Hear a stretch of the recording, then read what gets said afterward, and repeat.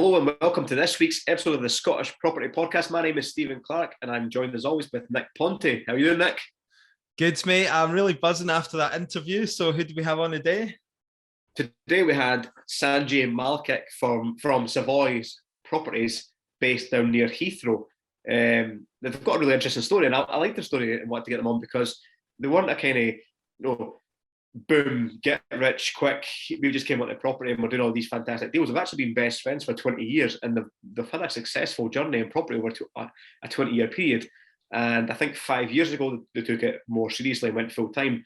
And in the last 18 months, what's obviously alerted them to our attention is they've kind of built up a brand during lockdown. So they've kind of created a company together and they've built up this kind of phenomenal brand and grown this brand on social media and attracting and growing their business even more, haven't they? Yeah, so I mean, if you're like passionate about property, but you haven't got to the point where you can actually do property full time, this is quite interesting because it kind of shows you, the path of the two of them both had different backgrounds. They were lifelong friends and they've come together, dabbled in property over the years. Now they've come together. Now they've focused all their time and attention into building this one brand, and they've got multiple streams. They do their own projects, but now they source for other people, and they do like the full hands-free investor service as well, where they'll find you the property, deal with the refurb, all the rest of it, and management now as well. And a couple of developments won some awards, and they dived into the detail, the numbers on some of them, which are phenomenal. I think one of them was a garage they got for 40 grand, which they converted to a 2-3-bed Muse house that was valued at 475 at the end of it. So it was a phenomenal return on investment, and they share the numbers of some of these deals that they won awards on. Yeah, and that's what I like as well. I always go back into people's social media and their Instagrams after listening to it to see, the deals that they were talking about, just to make sure like they are actually doing it. And these guys actually are. So you can see it on their Instagram. So without further ado, we'll just get into the interview with Savoys Properties. So welcome to the Scottish Property Podcast. Today we've got Savoys Properties at Sanjay and Malkit. Welcome to the show, guys. Thanks very much for being with us today. Thanks for having us. So Stephen's obviously he's a bit down with the weather. I'm here. He is here, but he's been struggling the past week. He's been isolating, so I'm probably going to have to do most of the talking. But guys, just to introduce you to our audience, can you just give us a little bit of background about yourselves? I mean, you've not always done property, so just go back. I don't know if you just want to go one at a time, but just give us a little bit of background, what you started doing originally before you transitioned into property. Sure, I'll kick it off.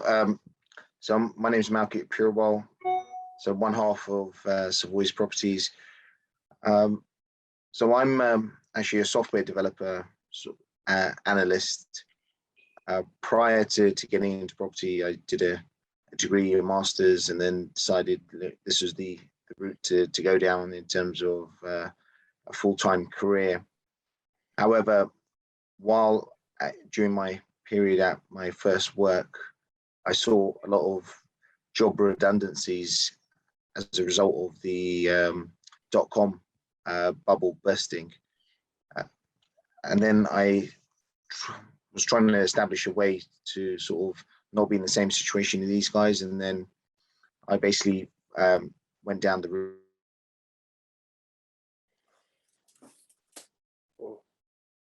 And then we've been doing that for the last 20 years. So that's my background. Sanjay Kumar here, guys. Just to give you a bit of sort of insight. So we have a family business. I've actually come from a background where we sell jewellery. So typically your Indian type of jewellery, which is 22 carat. When I got into the business, it was already there. So the business was set up and I thought, how can I improve the business? How can I add value to it? Because I don't want to come into a business to sit there. So we added the platinum, white gold, diamonds, and just grew the business, got the watches. Me and Malkit are best friends. And I think at a young age, Malkit probably will tell you a story later on in this podcast anyway, but we just basically thought we'd dabble into property. So we bought our first property about, just over 20 years ago. And from then we're still working in our jobs. So Malkit was working in the city and I was working in the family business up until about 5 years ago, where we thought, you know what, we have families, we have our business is growing on the side. It was a hobby that became a big business, and we thought, right, what should we do? Should we stay in our jobs, or should we actually just venture out and just go full-time into the property world? And that's what we did. We haven't looked back. And when did you kind of like officially kind of come together as a kind of, you know, like a joint venture and a proper business partnership with the property side of things? To be honest with you, we've been doing that for about 20 years anyway. So, you know, we've had our companies, we've had our various companies and buying properties, etc., etc. I would say to you, I think when I left work a bit earlier than Malkit left, I think about a year later, Malkit was it? I think roughly. I convinced him to leave, and he left. And I think since then we sort of really pushed the boat out and just said, right, let's do things which we probably would not have done because you're preoccupied, but now you're full-time into the business. You put our heart and soul was always into it, but when you actually, this is the business and you're not going to be doing anything else, you can then sort of go 100 miles per hour. So that's what we've done. So we actually just put our full effort into it. In regards to Savoys Properties, there's a various reasons behind it, but we set that company up and pushed that forward literally when it was lockdown. So I think we started in March of last year. So it's going to be going for roughly 18 months. And there were various reasons behind why we started the company. But yeah, so this actual company, that's won 3 awards in the last 2 years, which is, you know, it's been a great journey for us. Was started during at the start of lockdown. I like this, guys, because most people think that property is kind of an overnight success, but you guys have been doing it for 20 years. At what point was the property business after 15 years that kind of gave you that push to go full time in the business? Was it just buy-to-lets? Was it a portfolio buy-to-lets, or was it a mixture of different strategies? So when we initially started off, it was literally just as a sideline. So we were just, for the first 10 years, we were just doing buy-to-lets, quite passive. We could carry on with our full-time work. We had agents that managed it. I think literally the turning point was probably around 2010, where we thought, okay, we actually, rather than a few £100s per property, it'd be great to try to make a few £1,000s per property. This is when looking at various strategies, we came across the HMO strategy. We then had a look at the areas that we wanted to focus on. We decided on a certain path, so like an ensuite professional HMO model within our Uxbridge 30-minute radius patch. We then just basically had a look at, decided on how we were going to approach this, the style of the finish, the type of tenants that we're going to have, the way it should be managed, and then we literally just went all in. And we've been pushing that for now 11 years, the HMO model, and it's I think within our area we're sort of market leaders. And I think we were just looking the other day in terms of Savoys Properties, we've got now close to 100 5-star reviews, considering we only started that up 18 months ago. This is on Google. And so the brand behind Savoys Properties then, was that all the properties you've done in the past for over the 20 years just kind of combined into this branding and the finish and the way it's marketed? Yeah, so basically we've got several other companies which are our ISPVs for our properties. What we decided was just to come together, put a wrapper around it, so which is Savoys Properties, and we'll basically market everything behind this particular brand. So it was initially, when we started off, it was just a way of just showing people what we were doing. And I think more importantly, we wanted a platform just to put our work on. When we were actually then showing this to customers, it's not like you're literally flicking through your phone. It was supposed to be a sort of focal point. As a result of just putting it on, and then the engagement that we were getting, it's I think during those 18 months, it's grown quite significantly. I think we're over now 12,000 followers, and you know, each of the posts that we put out, it gets really good engagement from comments and people sharing. So it just given us a drive just to push it further. I think if I can just add to that, one of the reasons that we actually started off was because we've got so many buy-to-lets, HMOs, etc., etc. We found that the service that we were getting was it was good, but it wasn't good enough for us. And because we wanted to look after our tenants and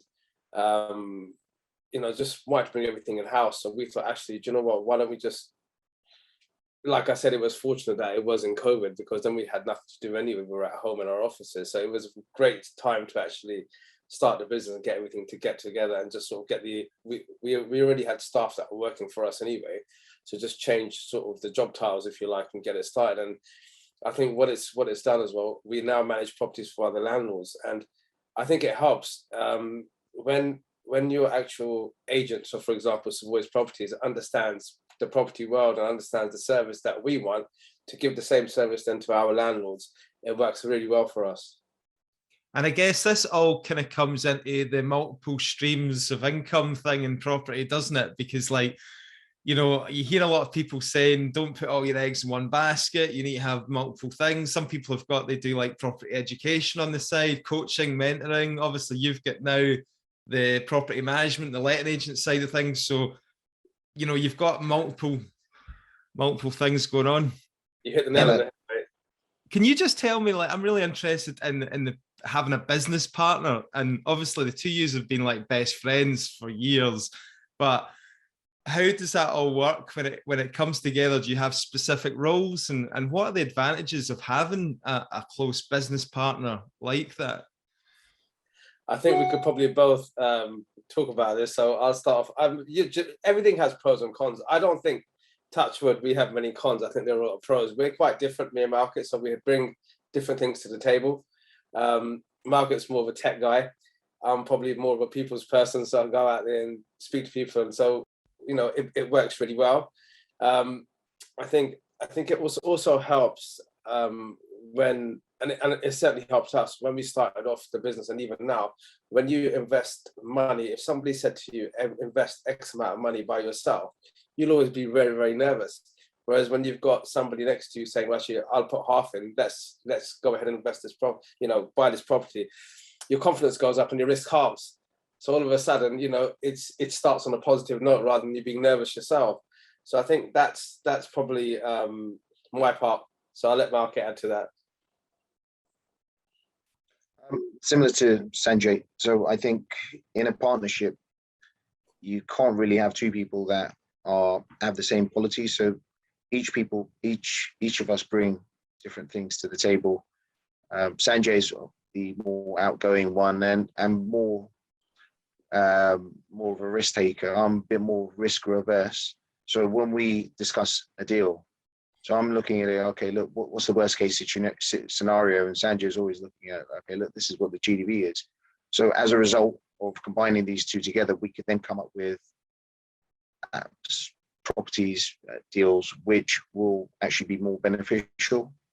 So we end up taking on probably more deals than we would if we were going alone by being in a partnership. So that's sort of one of those the benefits, and the other is now, as we're marketing as a brand, each of us bring different qualities to it. So I've got, obviously Sanjay is more from that family business, so he understands how to push a business, and I'm more from that corporate side, so I can understand how we should position ourselves from that aspect. So I think it's just basically the key thing is just combining our skills, experiences, our backgrounds, and then we can push that together, and it makes us actually quite a powerful force within the area that we specialize in.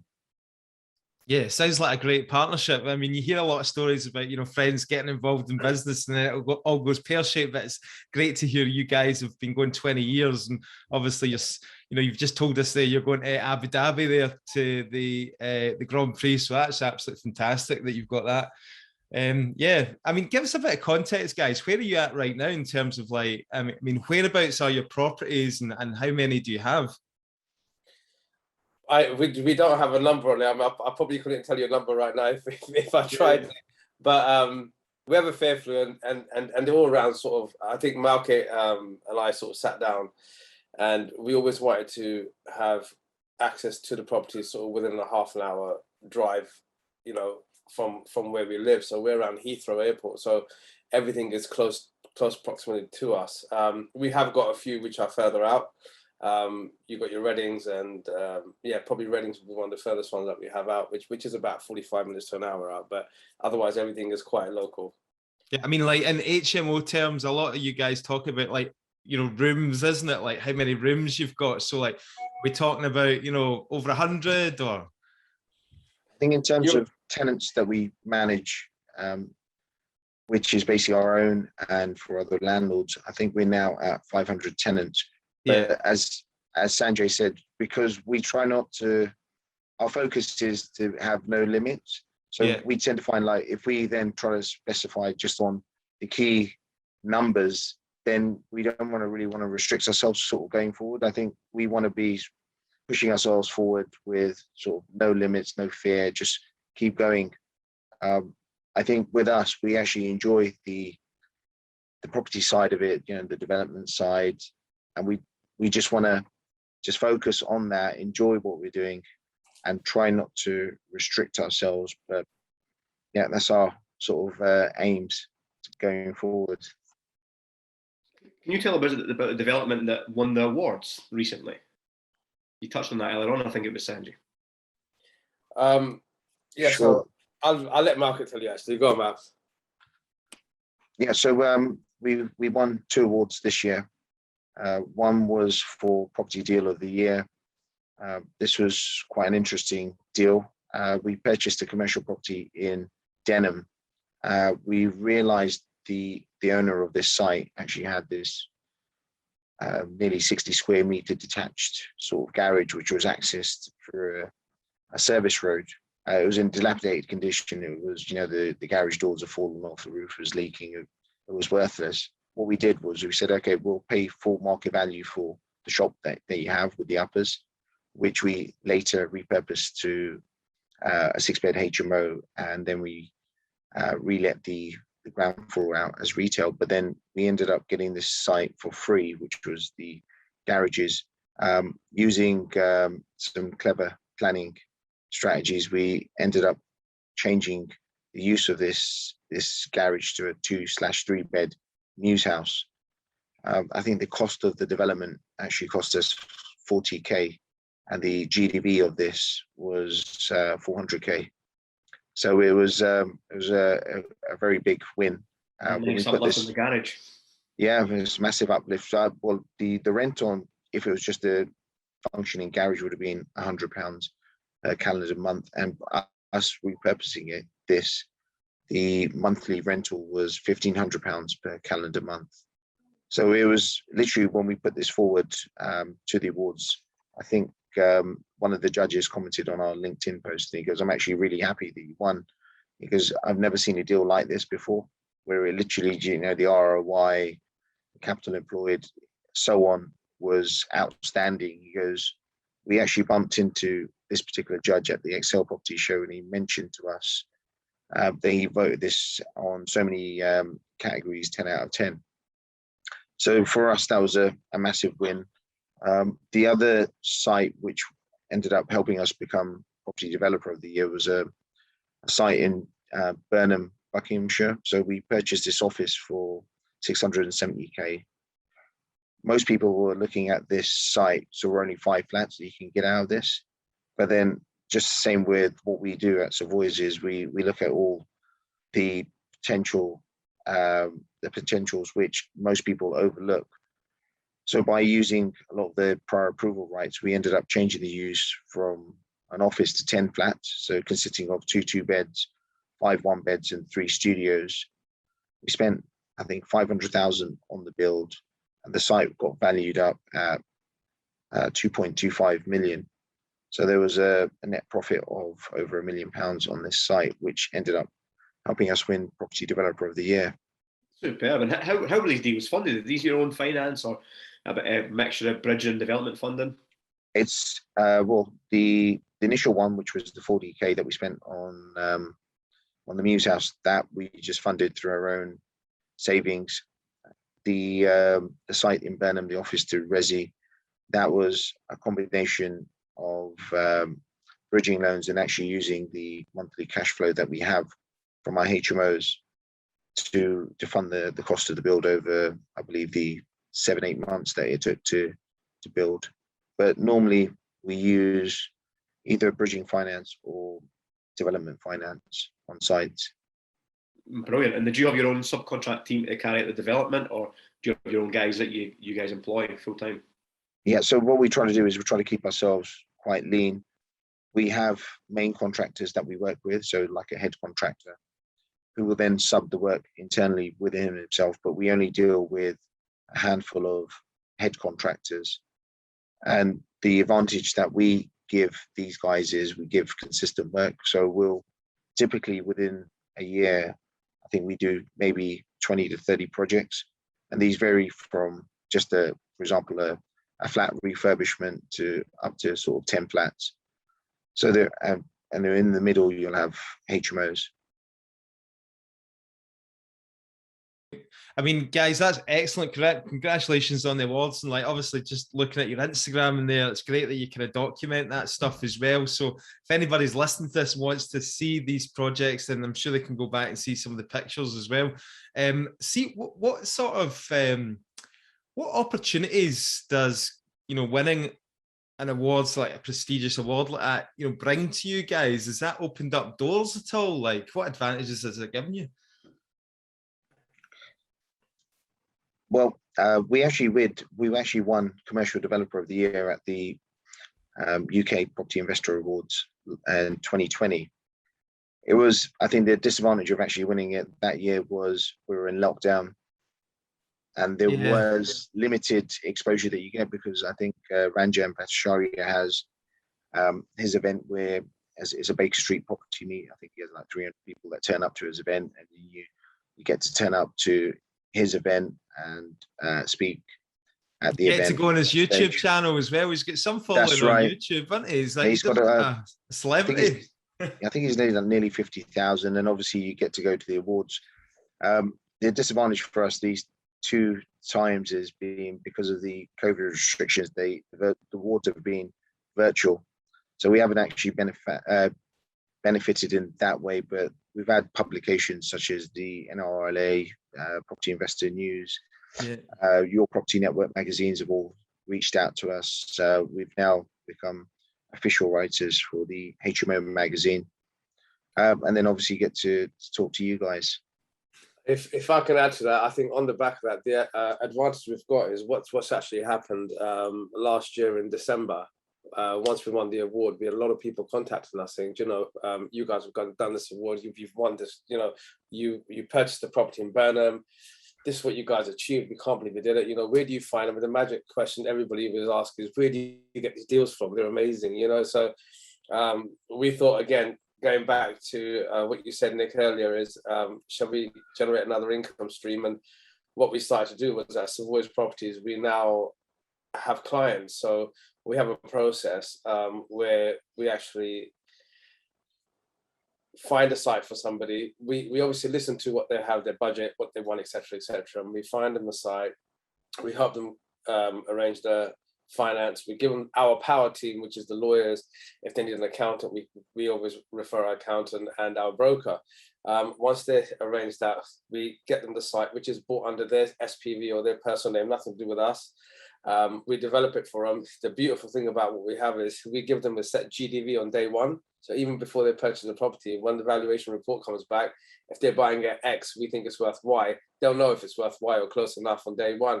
We develop it for them, get them on the short-term finance. Then once it's finished, term it out, and they're obviously then on the property ladder. And on the back of the awards, what we've done is we've actually working alongside Octane Capital, who are lenders.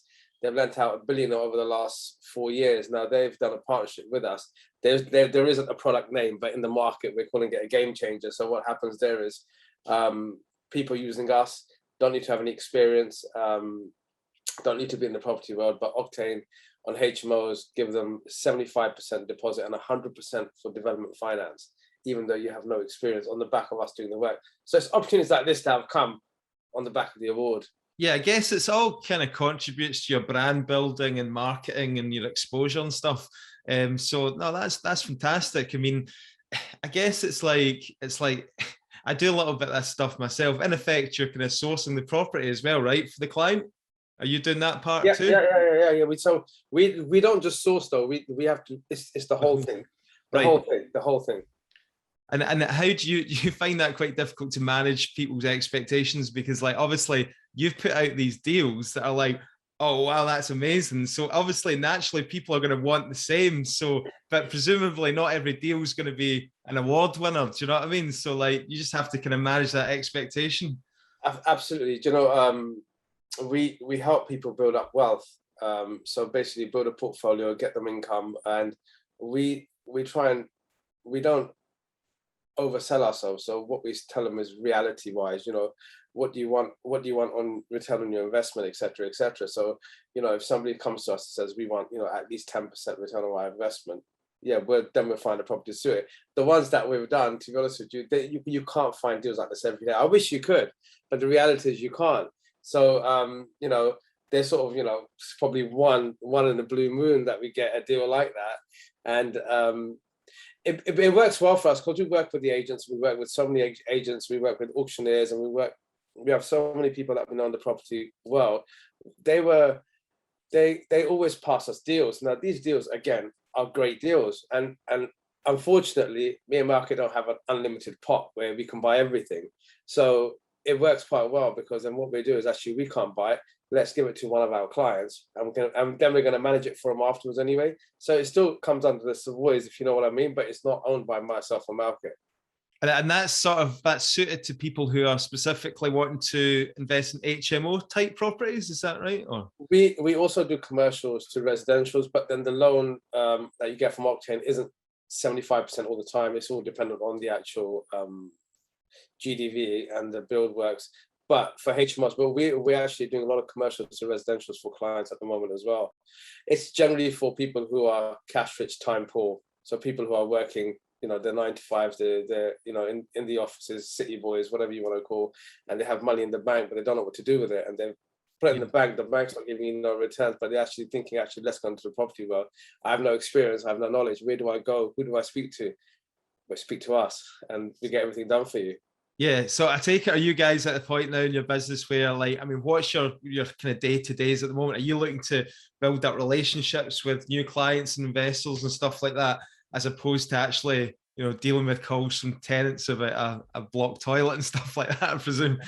We, so as we mentioned earlier, about 18 months ago when Savoys was created, if you like, we've got, so our managers and our people on the road, etc., etc. So myself and Malkit don't take those phone calls. Fortunately, we have taken them for the last, you know, over 20 years. So, but now we don't, unless there's a major emergency.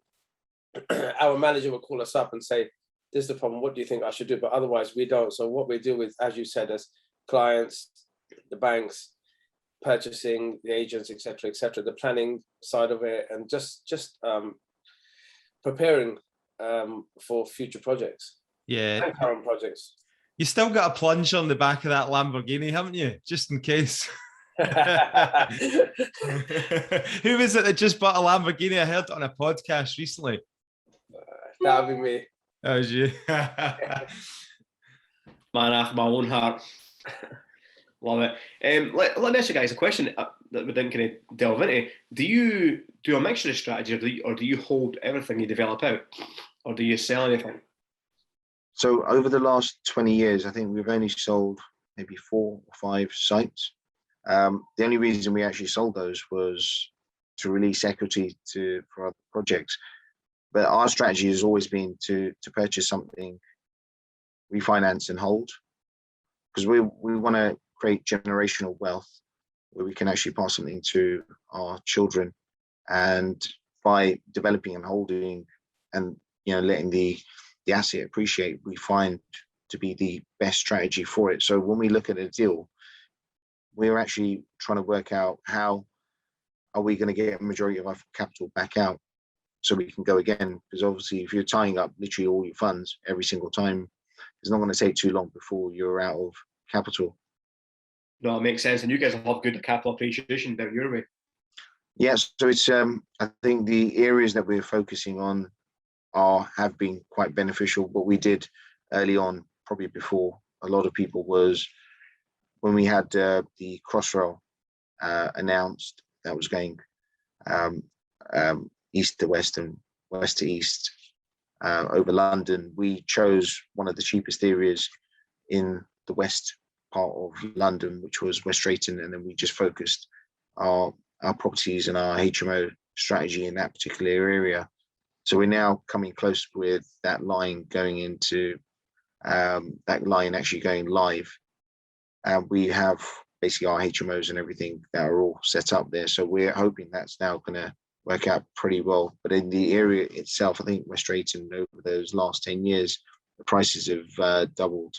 So we've done pretty well. Nice. I see, like, from your Instagram, like the standard of your property is like really, really nicely done. So I take it, is that like professional, like young professional market that your rooms are targeted at? Is that right? Yeah, that's right. So I think it's no secret that the HMO market is saturated. So I think the term HMO is quite loosely defined. So you can have literally a couple of fire doors and some smoke detectors in a normal 3-bed house, and that could be a HMO.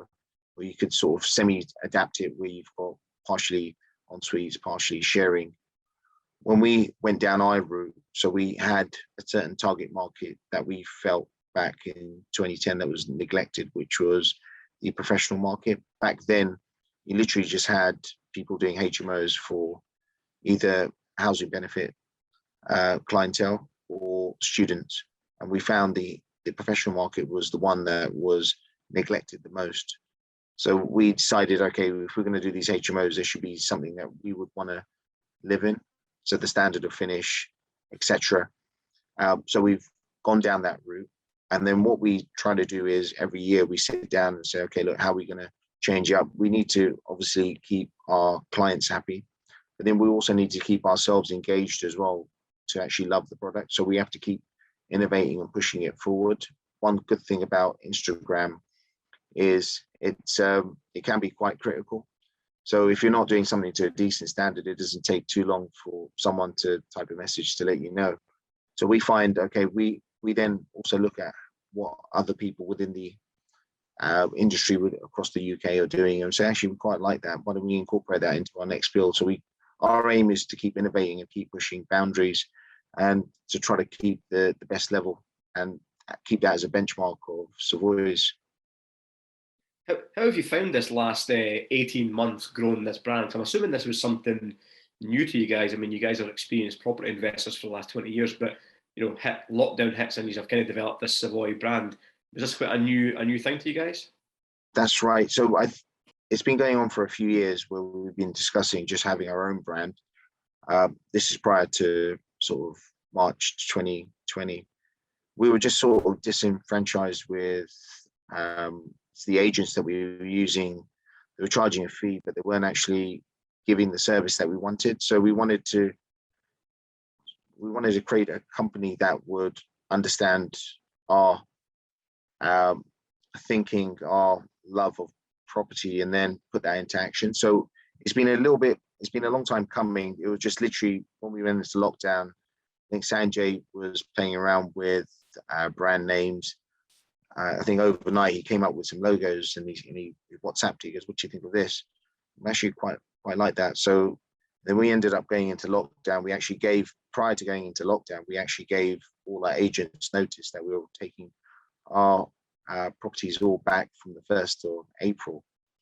Then we ended up in lockdown, and it was 23rd of March we were in lockdown. We were actually really stressed out, like, what have we done? Maybe we should have just stuck with our agents. But then we said, okay, we've got nothing to do, we've got nothing to lose, let's just go for it. So then we obviously focused on delivering for our clients, created WhatsApp groups for literally all our HMOs, try to be really responsive on them. And then, everything's all come in-house. And then we've just then spent the last 18 months just pushing the brand, just showing people what we're doing. The response has been great. I think in terms of the housing publications, I think we've been featured in the majority of them.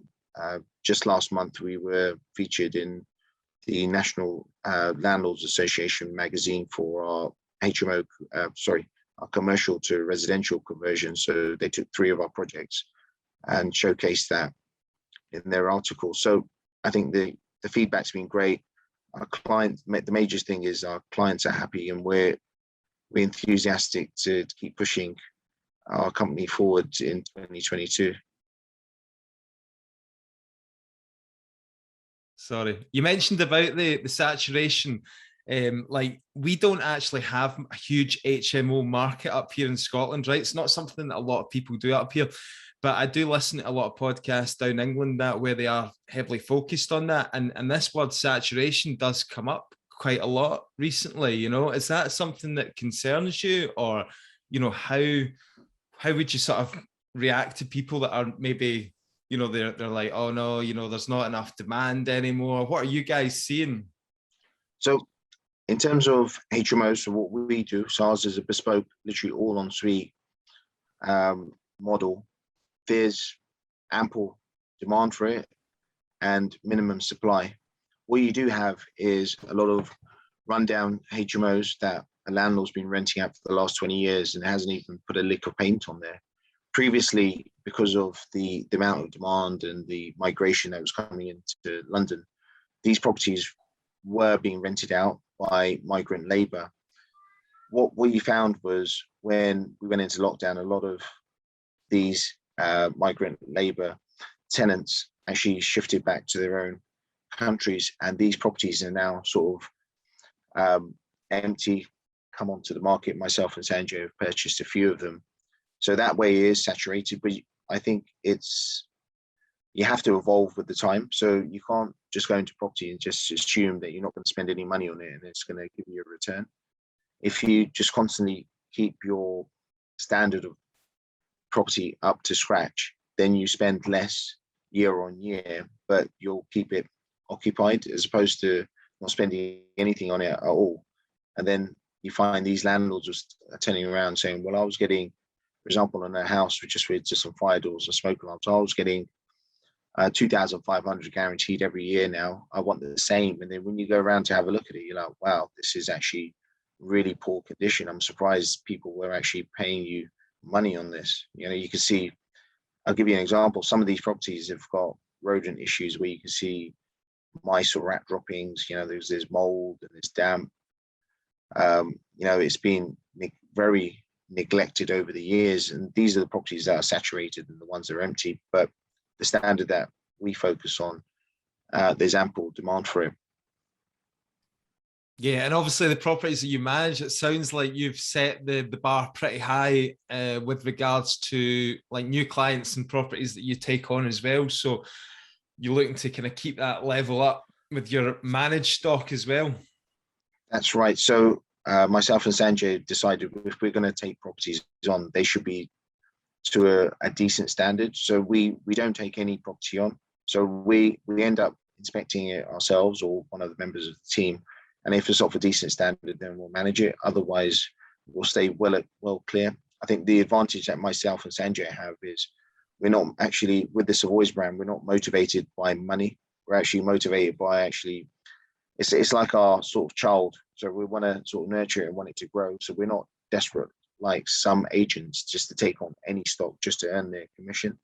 So we're actually putting the client first and then pushing it that way. Yeah, I like that. In terms of, I've heard some nightmare stories about people buying HMOs and then they can't get like the planning permission, and they get like neighbours groups get together with local councillors and stuff like that. Have you had much of that hassle lately, or does everything go smooth and plain sailing? So I think with the HMOs, we tend to focus on non-Article 4 areas, unless we're going for a sui generis application where you're trying to add maybe in it 1 or 2 bedrooms. But every time we go for a sui generis application, you have people turn up and start petitions and complain to the council, which is something that we're well aware of.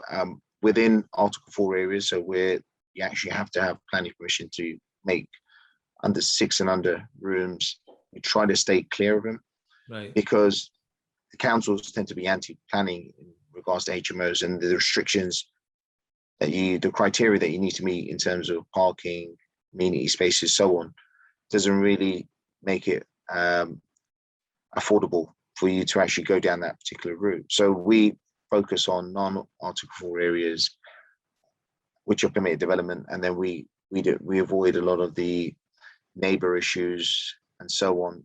And in cases where we've had neighbours kick off with having complaining about HMOs, we've actually invited them across. Say, well, why don't you come in and have a look at this HMO, so on. And they can see the standard of it, and they can see the type of clientele that we're going to bring in.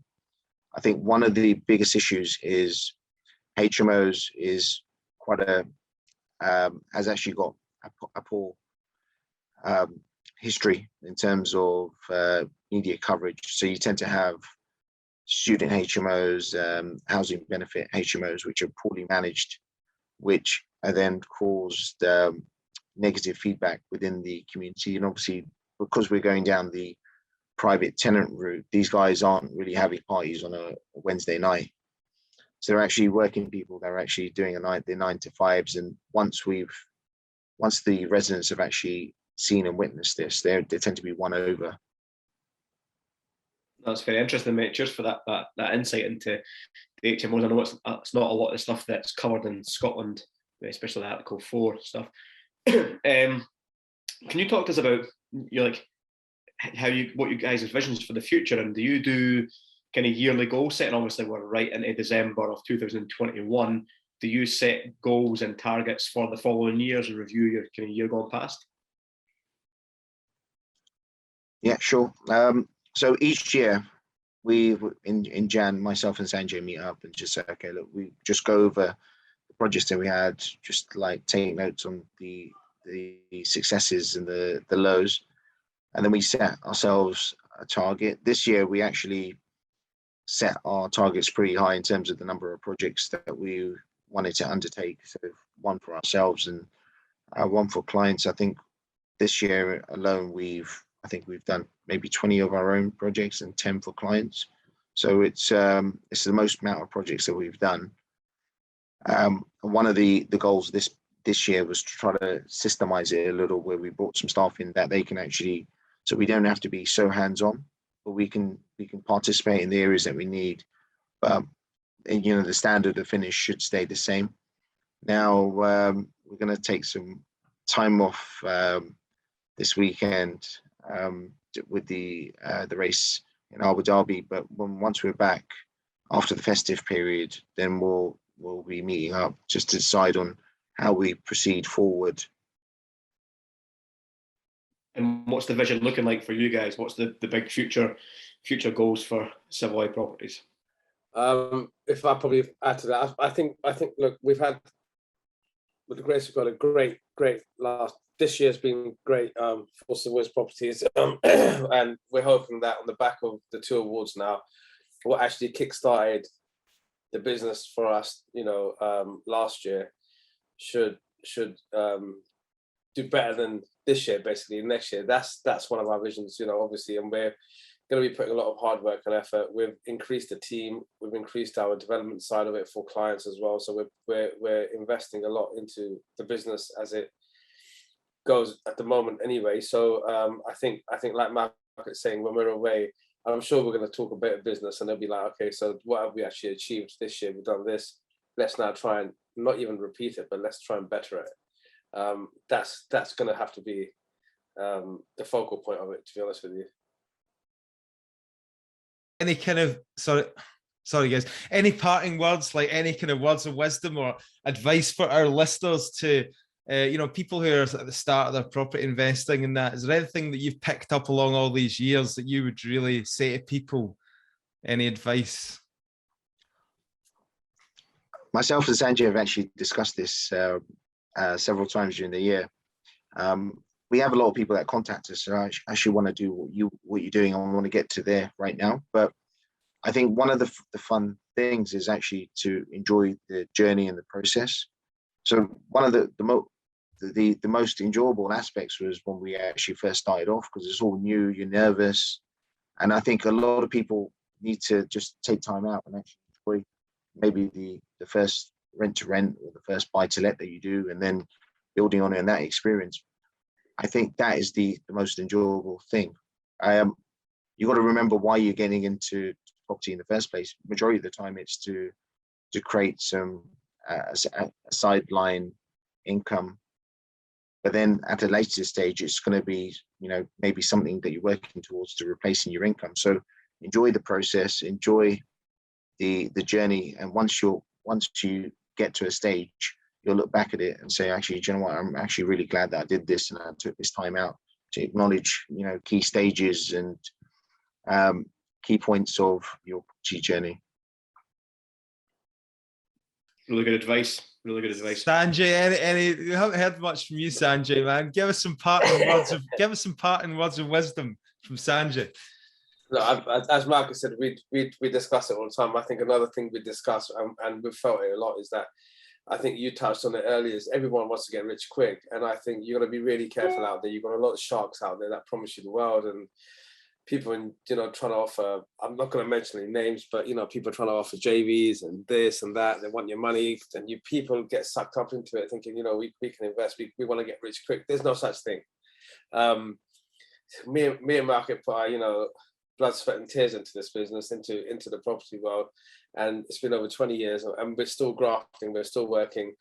And it's not something that you can achieve overnight. If you're lucky enough, obviously you will. But if you put your hard work and your effort into anything in life, I think, you can do well. There is an opportunity out there in the property world. So I would what I would say is obviously sit back, just analyze what's being offered to you, and if it's too good to be, if you think it's too good, it's going to be too good to you. That's my words of wisdom, honesty, and I hear it all the time because I get people coming up to say, "Well, I'm thinking of this, Randy. I'm thinking of this." I'm looking at it, I'm thinking, "Oh my God, I would never put a penny into your business." But so yeah. That's good to hear. That's good to hear, man. It's been great listening to your story, guys. It's been really good. So thank you so much for joining us today. No, thanks for having us. And you mentioned there's no HMOs in Scotland. If there's any opportunities, man, just hook us up. Yeah, no, for sure. I mean, like we dive into this quite a bit, in other series and podcasts and stuff when we say why is there not the market? I think we don't really have the kind of housing stock. A lot of our inner city housing stock are flats, so we don't have these kind of rows of traditional kind of terraced housing. I see a lot on, down in England where they kind of convert and subdivide all the rooms and stuff like that. And then the HMO market seems to be predominantly focused on students as well. I don't know why. Maybe it's something that can be. It seems like the areas in Scotland that these work are the old traditional Victorian terrace houses, and the West End in Edinburgh and Glasgow, where they're a fortune, and the yields the numbers just don't make sense at all. I was in Edinburgh a couple of weeks back. So beautiful. It was so beautiful. I loved it. Nice. Edinburgh. I was in Edinburgh a couple of weeks ago. Yeah. So nice. People are nice. The whole thing was amazing. Yeah, you wouldn't get that if you went to Glasgow. Come to Glasgow, it's a shithole. Nah, Glasgow's a great city as well. Glasgow is a great city. Thanks very much, guys, for joining us. Could you let the listeners know where they can reach out to you and follow you guys and see your journey continue? Sure. We're most active on Instagram, so you can follow us on Savoys Properties. And 12,000 followers in the space of 18 months, guys. I mean, that's fantastic going. So well done. And we'll look forward to following you. Thank you, guys. Thank you, guys. So, guys, hope you enjoyed the interview. As always, if you like the podcast, then please share it with your friends on your social media. Tag myself, Stephen, and the Scottish Property Podcast, and we will share it out to our followers. If you're interested in getting along to one of our monthly meetups, then we're hosting them all over the country, Stephen. Yep, and the next one isn't the first Wednesday of every month like they normally are, because it's landing too close to New Year in January. So we've went with January the 12th. So it's Wednesday the 12th of January. In Edinburgh, Glasgow, Aberdeen and Dundee. And we've got some fantastic guest speakers lined up already. Fantastic, guys. We'll look forward to catching you soon. Thanks again. Thanks, guys.